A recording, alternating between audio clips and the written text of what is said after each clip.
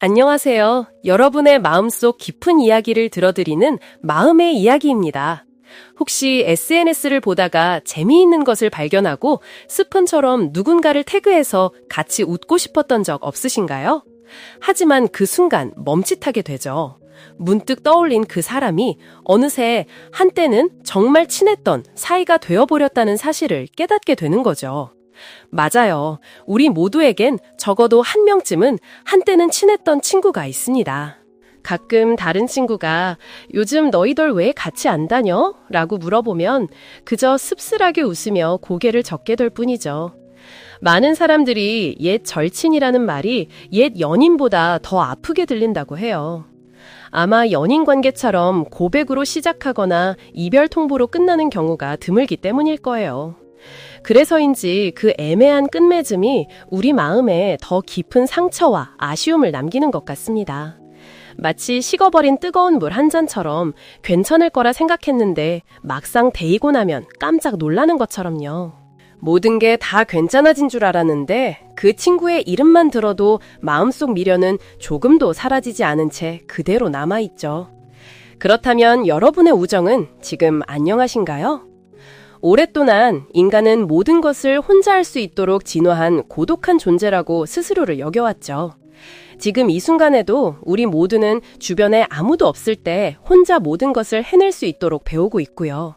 하지만 독립적인 것과 고독한 것은 다릅니다. 인간은 결코 혼자 사는 동물이 아니에요. 우리는 무리를 지어 발전해 왔고 그 무리 덕분에 지금의 모습으로 진화할 수 있었습니다.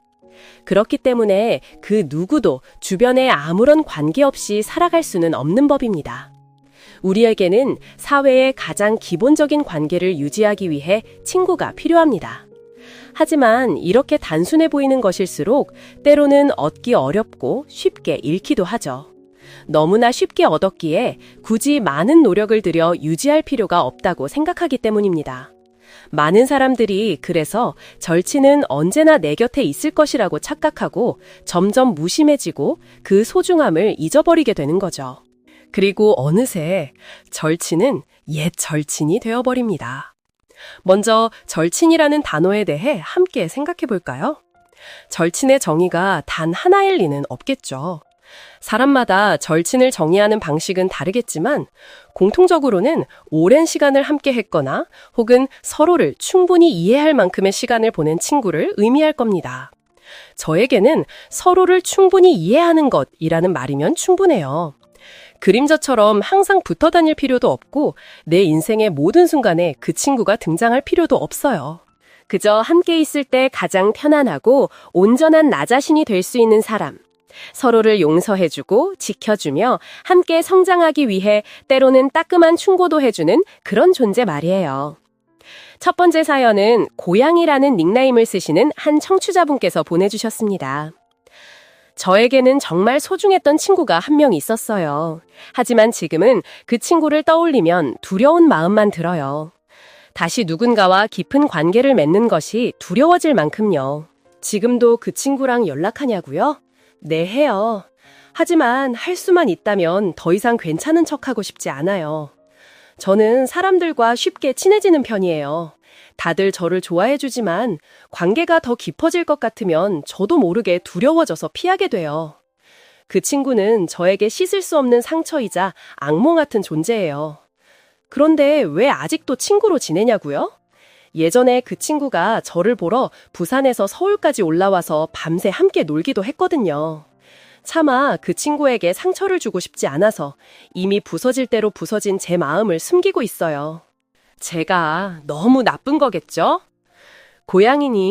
고양이님과 그 친구분 사이에 어떤 일이 있었기에 이렇게 솔직하지 못한 감정들을 홀로 품게 되셨는지 저는 다 알 수 없습니다. 하지만 지금껏 해온 행동들은 이성적인 판단이었을 거라 생각해요. 아직 연락을 하고 만나서 함께 시간을 보내기도 하니까요. 그렇다면 이번에는 스스로에 대해 한번 기회를 주는 건 어떨까요? 마음을 열고 더 많이 이야기하고 귀 기울여 보세요.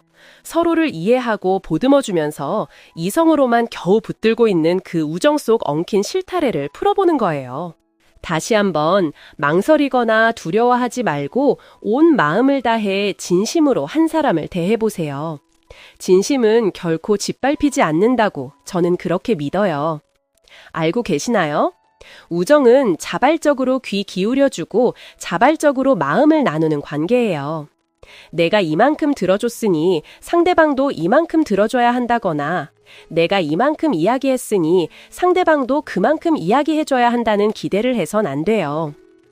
우정에 존재하는 건 바로 믿음이에요.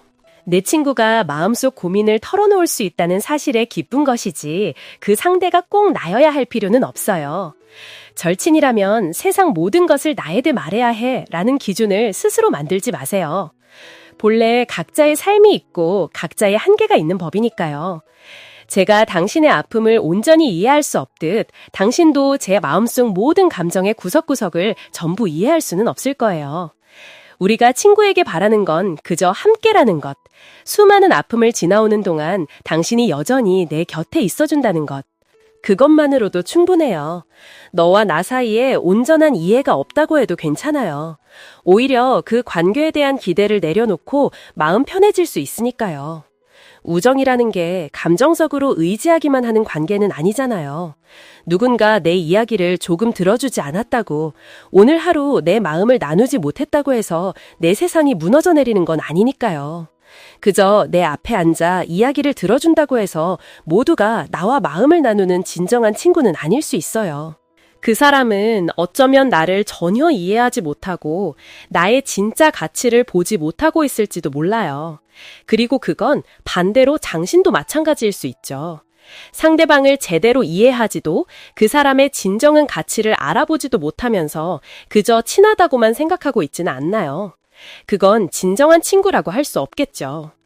많은 사람들이 우정을 함께한 시간으로 평가하곤 해요. 5년, 10년, 20년을 함께한 친구가 소중하다는 건 분명한 사실이죠. 하지만 때로는 이 오랜 시간이라는 것이 무심코 우리를 방심하게 만들어요. 이 우정은 당연한 것이고 굳이 노력하고 지키지 않아도 영원할 거라고 믿게 만들어버리죠. 다음은 10년지기 친구에게 보내는 한 구독자분의 사연입니다. 나의 다정한 친구 소미에게. 사실 우리 사이엔 이미 수많은 편지들이 있었지. 단지 미래에 너에게 보낼 편지 중 차마 붙이고 싶지 않은 편지가 생길 줄은 몰랐을 뿐이야. 아마 그동안의 손편지들과 까닭없는 투정들이 너를 많이 지치게 했겠지. 어쩌면 지금의 내가 10년 전의 나와는 너무나도 다른 사람이 되어버려서 우리 사이의 얼음장벽을 깨부수려 아무리 애를 써도 불가능한 일이 되어버린 건지도 몰라. 문득 네 생각이 날 때면 나는 깜짝 놀라곤 해. 아, 내가 너의 그 다정함과 소중함을 영원히 잃어버렸구나. 이제 앞으로는 다시는 네 삶에서 이기적으로 특별한 자리를 차지할 수 없겠구나 하고 말이야. 한때 우리는 서로에 대해 모르는 게 없는 손바닥 보듯 훤히 아는 사이였잖아. 몇 시간이고 지치지 않고 이야기를 나눌 수 있었지. 내 일상의 모든 것을 너와 나누고 싶었어. 마치 어린 왕자가 어느 별에 가더라도 자신의 장미를 애타게 그리워했던 것처럼 말이야. 출근길에 아침 커피를 내리다가 퇴근 후 무거운 발걸음을 옮기다가 마감일을 다 끝내고 텅 빈 컴퓨터 화면 앞에서 뭘 해야 할지 막막할 때 문득 네 생각이 나. 네가 보고 싶고 내 곁에 네가 필요하다는 걸 깨달아. 예전처럼 네가 나를 받아주어서 내가 너의 든든한 버팀목이 되어줄 수 있기를 늘 간절히 바랐어. 참 이상하지. 나 자신의 상처는 치유하고 다른 사람의 헝클어진 마음을 풀어줄 약간의 에너지를 갖게 되었는데 정작 내가 가장 아끼는 너를 위로해줄 특권은 더 이상 내게 없다는 게 말이야. 한 번도 내밀어지지 않은 손을 내가 먼저 잡을 수는 없는 거잖아. 그치? 나는 이제 너에게 아무것도 아니구나. 아무런 도움이 될 수 없구나 하는 생각이 매일같이 나를 좀먹어. 물론 좋은 사람들을 만나지 못한 건 아니야. 하지만 나의 아픔을 자기 아픔처럼 아파해주고 나의 성취를 진심으로 기뻐해주고 나를 아껴주고 가장 못난 모습의 나까지도 인내심을 갖고 지켜봐주는 그런 사람은 아무도 없었어. 설령 그런 사람이 나타난다 해도 그들은 네가 아니잖아. 그리고 나는 내 마음속 너의 자리를 그 누구에게도 내어줄 생각이 없어. 소미야, 진심으로 네게 가장 좋은 일들만 가득하기를 바라. 이 세상이 나를 대신해서 너에게 조금 더 다정하게 대해주기를 바라. 너 역시 굳건한 내면의 힘을 길러서 이 세상을 있는 그대로 받아들일 수 있기를 바라. 가끔 네가 아주 위태로운 곳에서 탈출구를 찾고 싶어 하지는 않을까? 나는 잘 모르겠어. 만약 그런 순간이 온다면 그때 나를 떠올리며 머물러야 할 이유를 찾아주면 좋겠어. 왜냐하면 나는 항상 언제나 변함없이 네가 필요하고 너를 너무나도 사랑하니까. 소미야. 저희 마음의 이야기는 이 편지가 꼭 소미님에게 닿기를 혹은 최소한 어떤 기적적인 방식으로라도 긍정적인 에너지가 되어 그분께 전해지기를 진심으로 바랍니다. 여전히 이렇게 당신을 지켜보며 진심으로 사랑하는 친구가 있다는 걸 소미님이 알아주셨으면 좋겠어요. 두 분의 우정 이야기에 숨겨진 아픔이나 사정을 전부 이해할 수는 없겠지만 단 한 번이라도 함께 마주 앉아 서로가 서로에게 얼마나 소중한 존재인지 이야기 나눌 수 있기를 바라봅니다. 한 사람은 다가서고 싶어 하는데 다른 한 사람은 멀어지려 하네요. 지켜보는 저조차도 마음이 너무 안타깝습니다. 사연을 읽고 나니 메시지를 썼다 지웠다를 반복하는 사연자분의 모습이 머릿속에 그려져요. 그리고 그 반대편에는 수많은 걱정과 두려움을 안고 있을 소미님의 모습도요. 제가 어떤 신비한 능력으로 두 분의 마음속 응어리를 풀어드릴 수 있다면 얼마나 좋을까요? 하지만 어쩌겠어요. 이제 결정은 오직 두 분만이 내릴 수 있는걸요. 사연자님, 당신의 인생에서 10년이라는 긴 시간을 함께한 그 친구에게 한 번만 더 다가가 보세요. 당신의 마음속 목소리를 다시 들어봐요. 분명히 그걸 원하고 있잖아요. 그죠? 한 번만 더 용기를 내보는 거예요.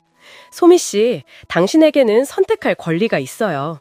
하지만 부디 열린 마음으로 당신을 진심으로 아끼는 사람의 사랑을 받아들이는 올바른 선택을 하세요. 그래야만 마음의 짐을 진정으로 내려놓을 수 있을 거예요. 살다 보면 가장 친한 친구가 왜 나를 떠났는지 그 이유를 찾으며 스스로를 괴롭히는 순간들이 분명히 있을 거예요. 수많은 상황과 질문 그리고 감정들이 우리의 마음을 꽁꽁 옷감해줘. 내가 뭘 잘못했길래 나를 버리는 거야? 하지만 친구요, 모든 질문의 답이 필요한 건 아니랍니다. 그 사람의 행동 자체가 이미 우리에게 가장 명확한 대답을 해준 것이 아닐까요?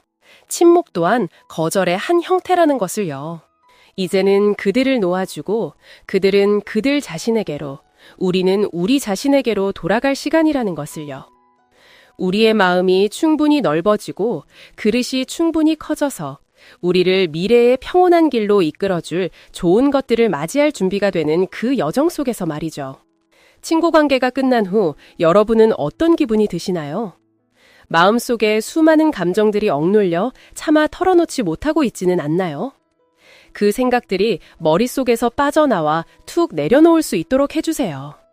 분노, 상실감, 슬픔 같은 감정들과 마주하고 있을 때 자신의 감정을 해방시켜주는 것은 정말로 중요한 과정이에요.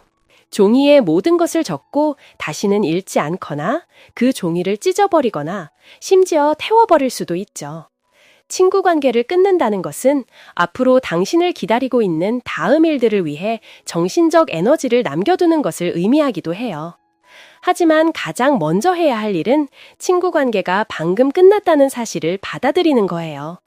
그 우정을 위해 마음껏 울 수 있도록 스스로에게 허락해 주세요. 하지만 그 슬픔에도 한계를 정하는 것을 잊지 마세요. 그러면 괜찮아질 거예요. 마지막 편지는 유진이라는 닉네임을 가진 분께서 보내주셨어요. 5년 넘게 곁에 있었던 그 친구에게 보내는 편지입니다. 너에게 내가 어떤 존재였는지 모르겠지만 그 시간 동안 나에게 너는 내 세상의 전부 같았어. 가장 친하고 유일한 친구, 나에겐 너 하나뿐이었으니까. 네가 새로운 환경에 적응하지 못하고 힘들어할 때 내가 항상 네 곁에 있어줬잖아. 항상 옆에서 널 응원했잖아. 그런데 너는 새로운 친구들, 새로운 관계가 생기자마자 나에게 사이런트 트리트먼트를 했지. 왜 그랬던 거야? 이 우정이 끝난 지 벌써 1년이 넘었네. 가끔 난 아직도 네가 많이 생각나. 내 SNS에 들어가 보기도 하고 다른 사람들에게 내 소식을 묻기도 하고 꿈에도 네가 나와. 가끔 이런 생각을 해. 내 잘못이었을까? 넌 나를 친구라고 생각한 적은 있었을까? 넌 내가 보고 싶기는 했니? 부모님도 가끔 네 안부를 물어보셔. 이제는 그저 추억할 수만 있을 뿐 다시는 돌아갈 수 없다는 걸 나도 알아. 꿈에서조차 너는 침묵하고 아무 말도 하지 않더라. 네가 떠난 후에 내가 얼마나 울고 절망했는지 너는 모를 거야. 내 인생이 가장 위기였을 때 너는 내 삶에서 걸어 나가버렸어. 나를 깊은 구덩이에 남겨두고 움츠러들게 만들어서 난 아직도 그곳에서 헤어나오지 못하고 있어. 다시는 우리가 마주치지 않았으면 좋겠어. 안녕, 수진아. 사일런트 트리트먼트, 즉 해로운 침묵이라고도 불리는 이것은 상대방은 소통을 원하며 답을 얻고 싶어 하는데도 불구하고 대화를 거부하는 행위를 말합니다. 어른이 되어 각자의 길이 생기면서 친구와 어느 정도 거리가 생길 수 있다는 것은 인정해요. 새로운 관심사가 생기면서 기존 관계에 영향을 미칠 수도 있죠. 하지만 수진 씨, 어떤 우정이든 소중히 여길 가치가 있는 거잖아요. 적어도 떠나기 전에는 연락해서 우리가 원하는 문제에 대해 명확히 할 필요가 있어요. 그리고 적어도 당신의 뇌가 만들어내는 수많은 부정적인 가능성과 말들보다는 친구의 말을 믿었어야죠. 침묵은 상대방을 수많은 의문 속에 남겨두고 방치하는 것과 같아요. 그들은 자신이 뭘 잘못했는지조차 이해하지 못하니까요. 영원히 아물지 않을 상처를 안고 괴로워하느니 차라리 명확하게 끝내는 편이 낫습니다. 옥스퍼드 대학의 한 심리학자에 따르면 한 사람이 맺을 수 있는 관계의 원은 최대 150명이라고 합니다. 그리고 어떤 관계를 유지하기 위해서는 시간과 노력뿐만 아니라 돈까지 투자해야 하죠. 그렇기 때문에 새로운 친구를 사귀고 싶다면 때로는 오래된 관계를 놓아주어야 하고 기존의 관계들은 더욱 신경 써서 보살펴야 합니다. 인생은 직선이 아니라 그 여정 위에 만남과 헤어짐이 있는 기차 여행과 같습니다. 나를 이해해주는 친구를 만나고 함께 잊지 못할 추억을 쌓았다는 것만으로도 이미 행운이에요. 하지만 그 몇몇 순간들 때문에 평생을 함께할 것이라는 기대를 품지는 마세요. 우리 삶에 들어오는 모든 사람은 인연에 의해 정해집니다. 인연이 닿으면 마음은 원치 않더라도 그들을 떠나보내야만 합니다. 때로는 여기에 어떤 구체적인 이유가 없을 수도 있어요. 식당은 오는 손님을 막지 않고 가는 손님을 쫓아가지 않듯이 우리 인생도 마찬가지입니다. 오는 친구는 언제나 환영하고 가려는 사람은 붙잡지 않을 때 우리의 삶은 참으로 평온하고 가벼워지지 않을까요? 모든 것이 뜻대로 이루어진 후에도 당신이 처음에 그 순수한 진심을 간직하기를 바랍니다. 마음은 결코 즐겁지 않더라도 여전히 미소 짓는 얼굴을 잃지 않기를. 오늘이 옳든 그르든 내일보다 오늘을 더 사랑하기를. 차마 문정이 되지 못한 말들에 대해 미안해요. 어디로 흘러가 버렸는지 모를 그저 스쳐 지나간 수많은 날들에 대해 미안해요. 이 깊은 시름을 잊기까지 얼마나 오랜 시간이 걸릴까요? 이 아픈 마음이 조금은 나아지고 이별의 기억들이 아침 햇살에 문득 사라지기까지는 오늘 저희 이야기가 여러분의 마음에 작은 울림을 주었기를 바랍니다. 이 영상이 마음에 드셨다면 좋아요를 눌러주시고 구독과 공유를 통해 더 많은 분들과 이 감성을 나눌 수 있도록 도와주세요. 여러분의 생각이나 경험을 아래 댓글로 남겨주시면 저희에게 큰 힘이 됩니다. 소중한 시간을 내어 끝까지 함께해 주신 여러분께 마음의 이야기팀이 진심으로 감사드립니다.